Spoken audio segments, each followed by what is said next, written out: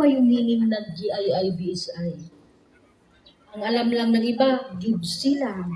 Pero hindi nila alam kung ano talaga yung salitang GII-BSI. So ito po yun ha, Guardians International Indigenous Brotherhood Society Incorporated. So yun po yung GII-BSI. Kailangan po ang information natin ay full of knowledge.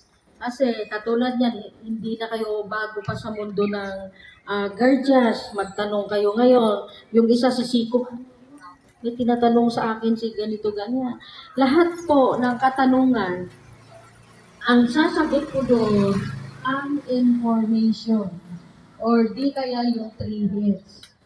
Or di kaya yung judiciary, director, president, ganun po yung mga katanungan. So, meron pa kaming isa na hinahanap talaga.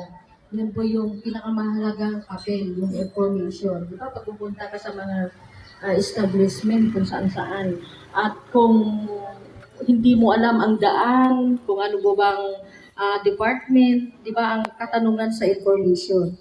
So, paano po kung maglalagay tayo ng information